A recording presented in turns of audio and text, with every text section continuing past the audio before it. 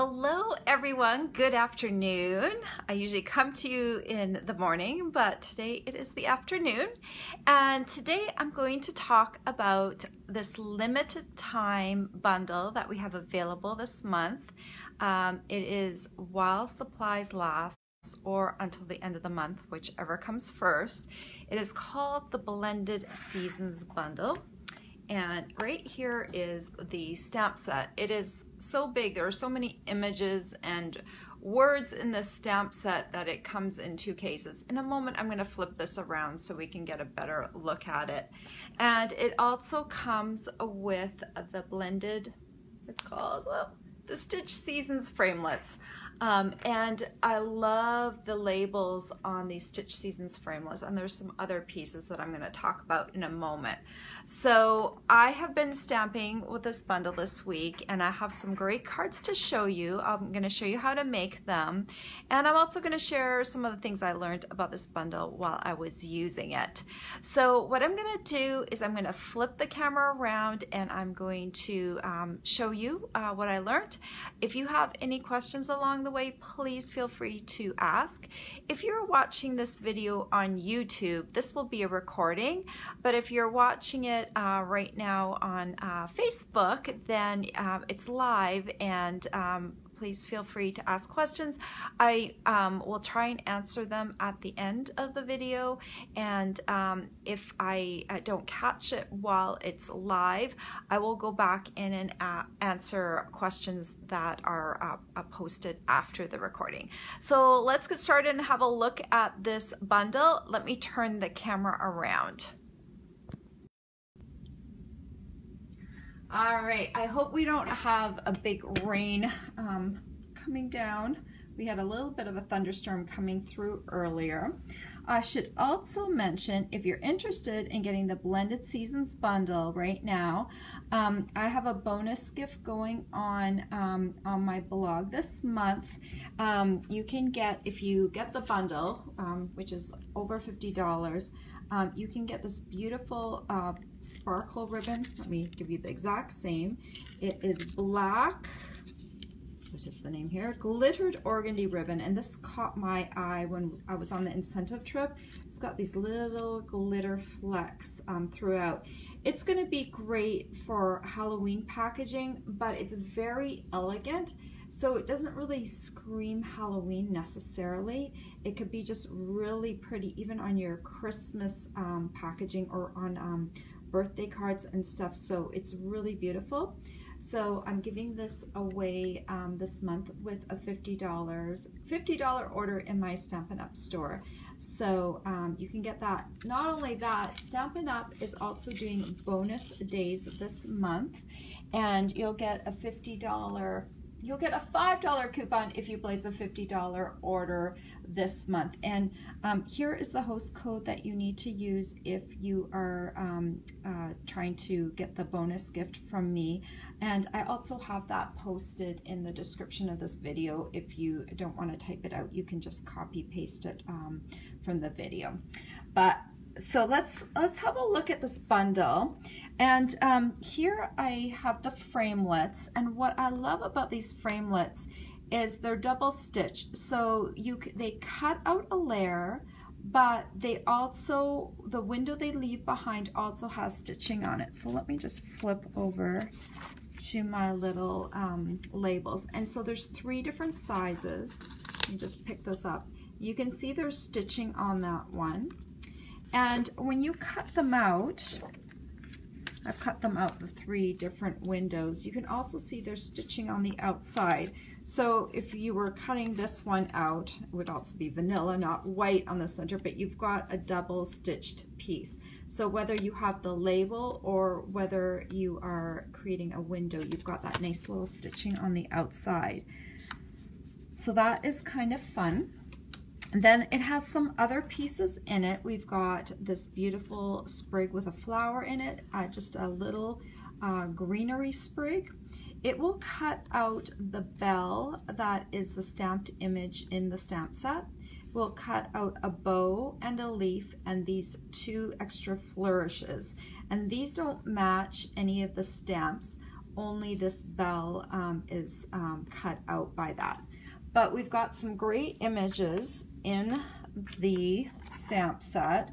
We've got 1, 2, 3, 4, 5, 6 images, and some of them are quite large, like this floral one and this leaf one. We also have some smaller images, and you might go, oh, I hate smaller images because you can't fill up a card too much with that. Well, I'm going to show you in a minute some of my samples, and I'm going to show you how you can take both of these and even this one, and it doesn't look like it's a small image because of the way you stamp it. So it's actually quite clever. The other thing I love about this stamp set is all of the greetings that you get. These are really nice, useful greetings. Especially, I know I'm always looking for a nice Merry Christmas, and this one is really a nice Merry Christmas. We all need thank yous. And then the other greetings are just really nice, like you're the friend everyone wishes they had, and wishing you all the best, and I just miss you, and congrats. These are all greetings that we need with our everyday card making. So when you pair the images with the greetings, it really makes it a good all-purpose set, and I've been seeing some really great things with it. So let me show you what I did, the first batch of cards I did. This is one I did actually before the incentive trip here. I stamped these beautiful florals, and I layered it on a label, and then on this tufted embossing folder layer. And I just created kind of a different side fold card, and then I wrapped around with some tulle ribbon. The nice thing about this particular layout is that you can do it with other images too. You can do it with the leaves to create an autumn looking card, and you can also do it with the Merry Christmas and the holly leaves to create a Christmas card. So this particular layout could give you at least 3 different cards just by changing out the colors, the images, and greetings. So let me show you how I created, or how I colored, these flowers. Now, I did a little bit something different this time when I colored the flowers, and I don't know if it shows up really nicely on the camera, but you might notice this kind of darker shading that I have going on there. I'm going to show you how I did that. So I'm just going to grab, I need a piece of Whisper White, and I'm going to grab my basic gray ink pad, grab the flower image, and I'm just going to ink this up, just tapping that basic gray on there. And I'm going to do my stamping first and then my die cutting, because that way I can kind of see where I need to put this. Let me put this away. I'm going to grab my Big Shot real quick here. I'll move this out of the way for a second. Show this aside. I'm going to need this largest label. So then I'm just going to take this and kind of cover this around my image. Hope I'm not too off the camera here. I want to get it somewhat close to the edge because I need room up here for the I just miss you. So it might, some of your image might come off just a little bit, but that's okay. Just go through and cut this. While I'm doing this also, while I have my Big Shot out, is a great time also for me to emboss. So there's what that layer looks like. Let me pop that back on there. I need to get rid of my magnetic platform and bring in my regular platform. I need 1 cutting plate for that. I'm going to need this tufted embossing folder. If you don't have this embossing folder yet, this is one of those ones that you definitely should get. Oh man, I have lost my extra purple piece. I just had it, I am sure of that. Oh, here it is. There we go. So much purple and I couldn't find it. So this layered piece is 5¼ inches by 4 inches. And I'm just going to try and get this so it is centered on here. I have to kind of ignore this line right here at the bottom, which you can normally use to line things up, but in this case, if I lined it up on there, it wouldn't be centered, and I kind of like this thing to be centered. So I'm just kind of taking a little peek and making sure it is somewhat centered. This is a thick embossing can I even speak today? This is a thick embossing folder, so you only need one cutting pad on it. So I'm putting it right on the base of my platform, and I am going to run this through.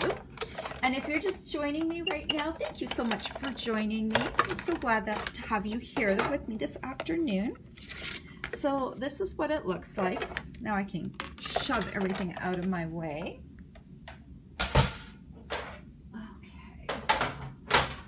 All right, so I've got this piece right here, and I said I was going to show you how I colored it. First, you're going to want to stamp I just missed you, or I just miss you on here. So just ink that up and then kind of just stamp it right in that top corner. So these are the colors that I use to color my beautiful florals. And what I found, which is my little trick for this particular card, is my smoky slate. That is my trick color. So what I'm gonna do is I'm gonna come in on one of these petals, and I'm going to come around on the outside of the petal, and I'm just going to come down the center part. And then I'm going to take the lightest, this is Highland Heather, the brush tip.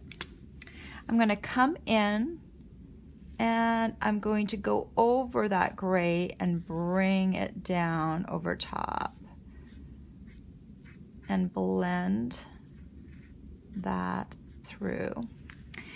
When that finishes drying, it's going to have kind of this interesting effect to it. If you want to blend it a little bit more, you can use your bullet tip to blend that color out. So that's how I did that flower. Now to move on to doing this flower up here, which is a little darker. I'll just take this one because it's a little bigger. Come around here with the smoky slate again. And this is neat because I don't really have to pay too much attention to the blending. That darker smoky slate just does a great job. Now I'm taking the darker Highland Heather and I'm coming in and I'm just going to go over that smoky slate. It looks like you did a lot of work with the blending when really you just use the gray to give you kind of a deeper color. This one over here I also did with smoky slate. So just come along here and do it like that. This time I'm using the Rich Razzleberry, the lightest one. I'm going to come through and add this. Now this gives it like 3 different tones of the flower. So I've got like a darker purple, a lighter purple, and then kind of a reddish purple, which I kind of love. And trust me, this is a little easier to do sitting down instead of standing up awkwardly, which is what I'm doing now. I want to show you also how I did the leaves. So for that, back to the smoky slate. I'm going to use the bullet tip for this one. I'm just going to come down on the vein of the leaf and just go over those little lines on the vein. I'm coming in now with Granny Apple Green, the light one, and I'm just going to go over the entire leaf with the bullet tip, with the brush tip. And when I come in with the brush tip, I never go down right on top of the tip. I'm always using it on my side, on the side a little bit. And I'm coming along. And then you can add just a little extra green along the edge of the leaf along the bottom, and that will create another little shading effect to it that looks different than the smoky slate. But you can see how the smoky slate gives it a little bit of shadowing along the vein, without, you know, using the exact same color. You can see the three different colors, and you would go on and you would complete all the flowers and the leaves. For these little blossoms here, I used the darker Highland Heather without any shading on it. So you'd keep going and you'd get this, because I know you didn't want to watch me do all of that coloring unless I was doing time lapse, which I'm not doing on this video. So there is the layer. So now I just need to find my Tombow, and I need a card base. This card base is 11 inches by 4 1/4 inches, and I have scored this in half at the 5 1/2 inch mark. Oh, one more thing. When I did the flower centers, I just used the Daffodil Delight Light blend just to hit the center of the flowers. There's just really nothing to it at all. You just color it really quickly in the center. So those are all the colors I used. Close up the card base. I'm going to take this now and some Tombow, and I'm going to add it to the back of the card real quick, and add this to the front, layer it down. So other than the coloring on this card, these cards are not hard to do at all. And, you know, some of us really enjoy coloring, so that's kind of a fun thing to do in front of the TV. So then you just layer it up like that. And the real nice last thing that you can do with the card is add some of this polka dot tulle to the side of the card. And when you cut the card like I did like this, you can actually wrap it right around the card. So that's one of the reasons I did this particular side opening, because normally I wouldn't do this particular side opening, but I think it works really well with these cards so that you can get that tulle around. So, and if you're looking for any of the supplies that I used for these cards, there is a link in the description of this video that takes you to the blog post, and that has a complete supply list. So then you just need to come in and do a couple of snips to finish off that card. And so just this little bit of ribbon right here on the side adds so much to the card, and I did that with each of the cards here. So it's kind of neat that you can just kind of use the same supplies, Stampin' Blends. All of these have been stamped with the basic gray ink pad. I just kind of changed out the color, the card base of the card, but I used the tufted embossing folder on all of them. So that's kind of a cool way to use this folder. All right, on to the next batch of cards that I made. So I was kind of thinking, how could I make some cards without using any dies? And I also wanted to show cards that used two of the stamps that were smaller. And sometimes we have trouble with the smaller stamps because we feel like, oh, there's nothing I can really do that's amazing with them. Well, just look at this wheat field right here. I think that's pretty cool. If you just repeat stamp this over and over again, you get this look. Same thing for these leaves coming down here. So the only different thing I did with these leaves is I actually had to color them. This one I didn't color. This one I just came in with my Granny Apple Green blends, and I just filled it in, and then I colored these rhinestone jewels with the Highland Heather Stampin' Blend, and created what looks like little grapes. So that's kind of cool. I'm going to show you how I made this card though. So let me grab my supplies for that. So to make this card, you're going to need a card base to start off with. So this is 8.5 by 5.5, scored at 4 1/4. close it up, smooth it down. If you want to make sure it lays a little flatter, you can use your bone folder. Kind of like to do that if I'm going to be stamping on it, make sure it's kind of flat. I've got a piece of crushed curry here that is 5.5 inches by 1 inch. And to start off with, I'm just going to lay this down at the bottom of my card. Make sure it's right near the bottom. I'm going to take my pencil and just do like a light pencil mark across there. Okay? I'm going to set that aside for a moment. I'm going to take my little piece, my little grains or whatever you want to call it. This is my crushed curry ink pad. This line is going to help me decide where to stamp this. I'm going to stamp them in all different heights, but I want to make sure that they touch at least this line. So just start off, just ink it up, stamp once, stamp off. Okay, so you're kind of doing a pattern where you stamp it off.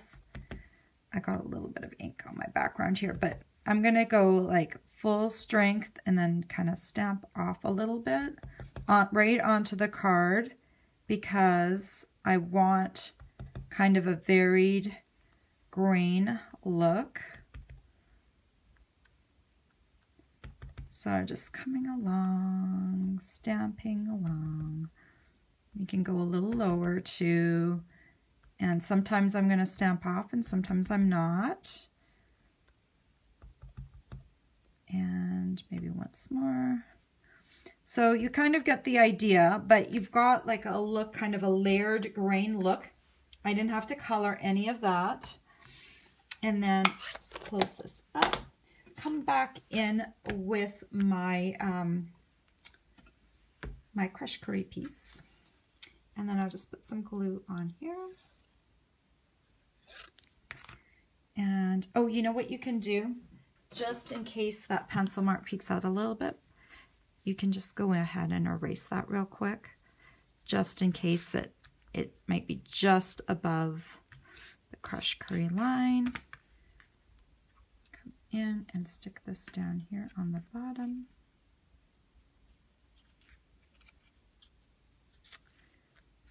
And then I need to add this, the greeting. So I'm going to use Night of Navy because I want the ink to match my Night of Navy gingham ribbon, which is right here. So let's just drop this. And I'm going to use this big long stamp. You're the friend everyone wishes they had. Just ink that up. The key thing will be to get this stamped straight. That's not too bad. Sometimes when you're doing live, weird things happen, so you're always like, please stamp straight, right?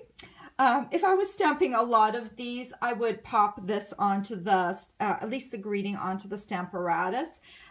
With this grain, this is a great one to do freehand. I wouldn't do this on the Stamparatus, this bottom part, because you want it to look messy and not perfect. You want that overlapping layer look. I've got a piece of the Night of Navy gingham, and I'm just going to wrap that around here. I want it a little bit more towards the left side, so I'm just kind of adjusting it. All right, so I'm going to come in here and I'm going to tie my first knot. Make sure it's not too tight or too loose, and you know me, I like to use my locking tweezers, and I always get this question, where did you get your locking tweezers? You can get them all over the place. Usually they come in a set. I got mine a long time ago in the beading section of a crafting store. They sell them with a little set of tweezers. I can't remember how much they were, but like around $10 or less. They weren't very expensive for all 4 tweezers, but what I really wanted was these little itty-bitty locking tweezers because they make my life a whole lot easier, and they just clamp down on my knot, and now I can just like, take my time with tying my knot. And sometimes when you can take time to tie your knot, you can do a much better job because you're not trying to do a heroic effort with your fingers. So what I'll do is I'll come in, I'll do my loop, And see this top piece right here? I'm going to show you how I tend to tie such a nice flat knot. I want to keep that straight, so I'm just going to keep tightening, and I might come here and just grab that top piece and pull the side piece a little bit. So when I'm creating that knot, it's coming in really nicely because I can take my time with it, you know? So there it is. So beautiful. And then I'll come in and I'll just kind of do an angle cut with my ends of my rims. Now that one's too short. Okay, that looks good. And see, don't you just love yellow and blue together? I love yellow and blue together.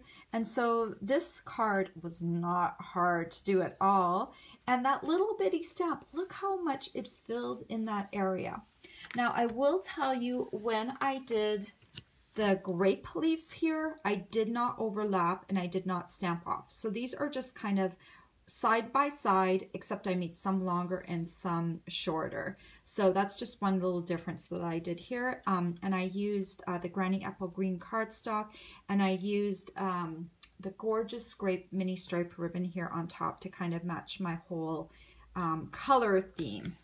So that's those cards. And then I also decided I was going to do a little note card because I had to show how cool that little window is. So you can see this is a little window and it's got that little stitching around it. And these are our Whisper White note cards and envelopes. And I'm a big fan of these because you can get a big package of them, 20 note cards and 20 matching envelopes. And these are great for making thank you cards because they're the perfect size, and US Post does mail this size, so I love that. Oh, and you know what I forgot? Across the room, one thing so far, I forgot my note cards. You need a note card to do this. So I've got my little note card here. I don't need to stamp anything on it yet. So, but what I do need, oh, actually I do have a note card. I already folded it. That's so cool. Okay, I folded my note card, and then I need a piece of white to go right on top of that. This piece is 4 3/4 inches by 3 1/4 inches. And I need to set this aside for a second. I will need my Big Shot one more time. And I will need, I love my magnetic platform, so I've got that out here. And I'm going to stick that little piece of white cardstock that I just cut to the right size. And I'm going to use the smallest label in that, it's called the Stitched Seasons Frameless Dies.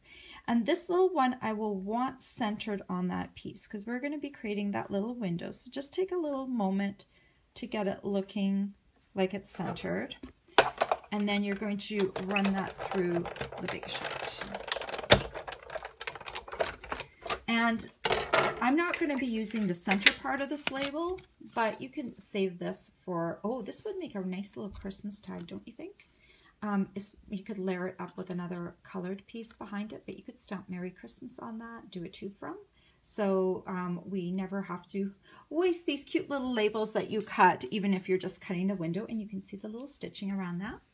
I also need 2 little flourishes, and oh, what's the name of this paper? It is Sparkle Glimmer paper. It's the white one with the little sparkles in it. And let me grab these 2 little flourishes here. I love that they give us 2 so that we can do 2 at a time. I'm going to try really hard to get the 2 of these guys on the end of this piece because I am a glimmer paper hoarder. I like to use up as much of the glimmer paper as possible, mainly because I don't tend to have a lot of it in stock at one time. So if I get ambitious and I want to make 10 cards, I want to make sure I can make them all with the same glimmer paper. So I'm just going to run that through real quick. I love glimmer paper, but I don't love glitter. because Glimmer paper is at least controlled a little bit. So I'm just going to pop these out, little pieces. Okay, and let me put this away so it's not in my space. And if you didn't catch me earlier, I do have a special going on this month with this host code. If you spend $50 this month in my Stampin' Up store, I'm going to send you this beautiful, I keep forgetting the exact name of this ribbon, black glittered organdy ribbon, which will be in the Holiday 2018 catalog. It's not available yet, but I will be sending it out at the beginning of September if you earn that. So coming in, I've got my little note card. I've got my window. I'm going to need a piece of designer series paper. And this is the great thing about this card. Use whatever designer series paper scraps you have left over because it's going to work with almost any kind that you have. I'm using some scraps that I had left over from my Garden Impressions pack, and this piece is 4 inches by 2.5 inches, and you just need a little bit of adhesive on the back. I'm just doing a light bead of Tombow, and you can just come in and stick it on the center of your note card. So this is the front of my note card. I'm going to stamp the thank you on this little piece of vellum. This piece is 5 inches by 7/8 of an inch. I'm going to take Blueberry Bushel ink, come in, take my thank you right here, ink it up, and just stamp it right in the center like that. Now, if you don't have time to let this dry naturally, because vellum has a very smooth surface, it's going to be a little wet still. So what I like to do is I take a tissue, very carefully fold it in half, make sure it's flat, lay it on top, and then I just kind of tap on top, trying not to move at all, then lift that off. You can see it's removed some of the ink, but it's taken off the wet part of the ink. I'm gonna need, oh, here it is. There is my tear and tape. I'm just gonna put, I like this side better. One side of the stitching looks better. So I'm gonna put some tear and tape on the ends right here, right where my little vellum banner is gonna go across. And that way you won't be able to see the adhesive from the back of the vellum. That's the tricky part with vellum always, is where to stick the adhesive so it doesn't show through, because the vellum's going to come across the card front behind the window. I can hide it behind the window. So I'm just going to take this and just kind of make sure it looks centered and straight, and then bring it down like that. And then I'm going to attach it to the front like this. So I can flip this over. Now I can use Tombow.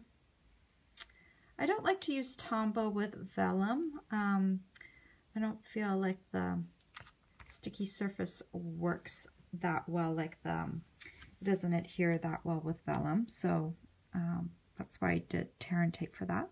Then I can just layer this on top. If you like, you could also layer this up with dimensionals, this piece. But I'm going to, since I'm going to mail these out as thank you cards, I want to keep these relatively flat to go in the mail. So I didn't want to add any extra bulk.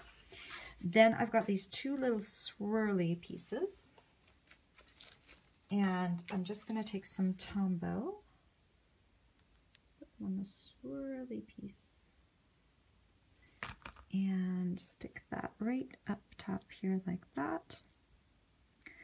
This just adds like a little bit of extra flair, just a little bit of fun to the card.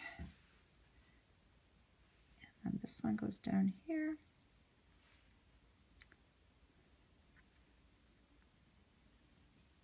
Like that.